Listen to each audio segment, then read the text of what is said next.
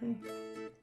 Welcome to our channel. We're the Simple Teachers. I'm Whitney. And I'm Angie. And we are happy to have you here.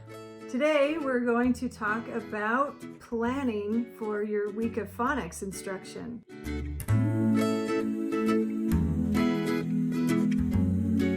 Now, phonics instruction, if you missed our what and why video, make sure to go back and watch that. I'll put a link below. But it's really important to do every day in Tier 1.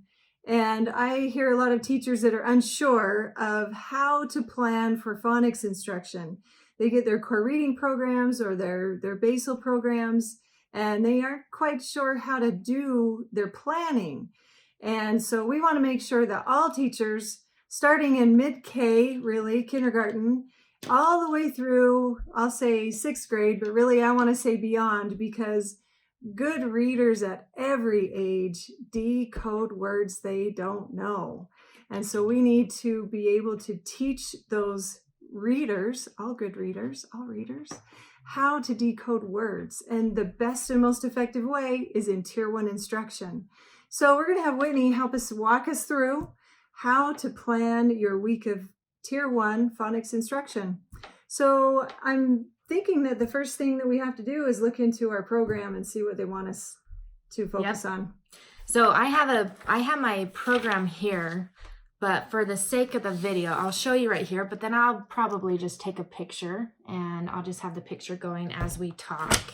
But I look at my number one objective for the week. What's my sound spelling focus? In different reading programs, they probably call them different things. Mine's calling it phonics and spelling for my week. And so here on the picture, you'll see this week, my reading program is wanting me to do short A and short I. And it's suggesting day 1, short A, day 2, short A, day 3, short I, and day 4, short I, with day 5 as a review of A and I together. So I look at that, I read the text that it's suggesting using. That's like the number one thing I go to. If I feel the text is effective for my class, then I'll use it. If not, I go to other resources that are decodable text. Now let's talk for just a minute about, you said effective for your class. That's a really important thing for teachers to understand. The programs, they don't know your kids. Mm-hmm. And so they're just going to put text in that they've written or that they've found, they've collected, that match the scope and sequence that they've chosen. But they don't really know your group of students. So it's really important to look at the text and think about your class to determine if those are the texts that will be a text they can read. Exactly. So you pull some text from your program, and let's say you can't find some, then what do you do? So I have made a collection over the years. Woohoo. And so here's my binder. So I pulled out my CVC binder. So this binder has tons of short vowels. Now I'm a 2nd grade teacher, so I can get away with having one CVC binder. I would imagine if I were kinder or 1st grade, I'd probably have a binder with each short A, short I, each short vowel. And so I would open up my lovely binder. And inside my binder, I have, will you help me hold this up? It's so big and it's falling apart. So Reading A to Z is a great resource. So I have printed out Reading A to Z. We've written lessons for them. I'll put the link below. Reading A to Z is a great resource for decodable text. Angie and I have written our own text to help teachers out because we're always searching for supplements. So here's a text we've written. The cat, the man, and the bat. I'll put the link below to ours, and we provide awesome lessons. And so I will just go through what I have. I find anything, old reading programs, I save the decodable text in there. So I have supplements from old reading programs, stuff that we've created, Reading A to Z, I mean, you name it. I find whatever, as long as it's a decodable text that is intentionally teaching whatever the spelling pattern for the week. So we've said decodable text a lot. Let's make sure that we're all clear on what that is also.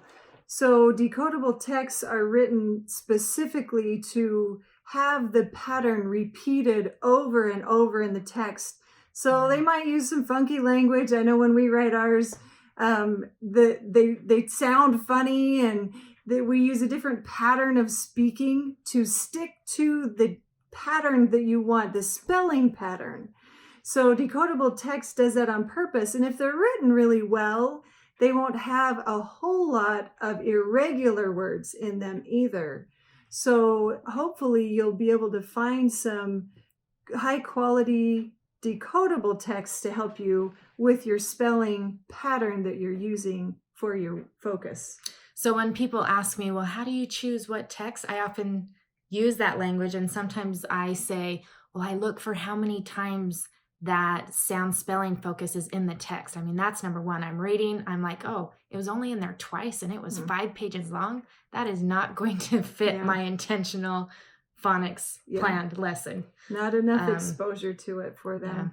Is there a magic number? No, just a lot. Yeah. You need a lot. Great. Oh, so now you have gathered your resources and you're ready to start your instruction.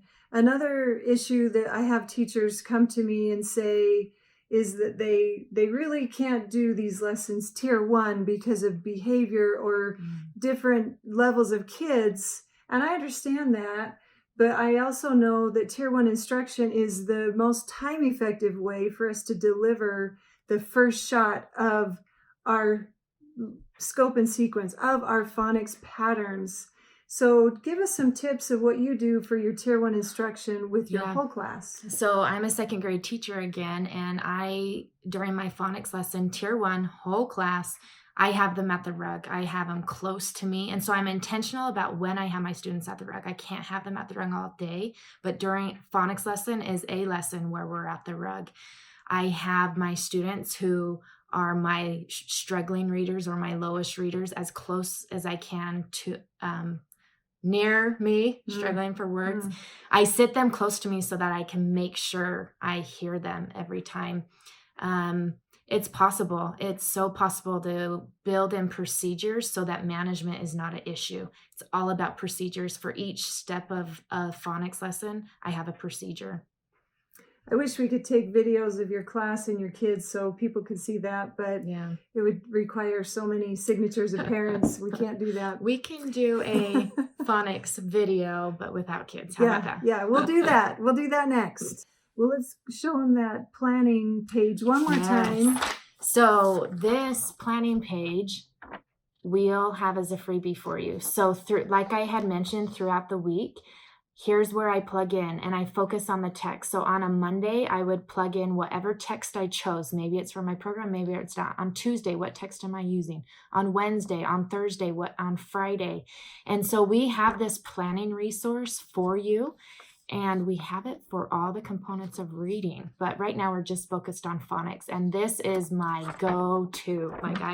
This is what I use to plan my whole year. And then I can plug it into my daily calendar. But this is my scope for my week. And I love it. Nice. All right. Well, we hope you enjoyed this video about how to plan for your phonics week.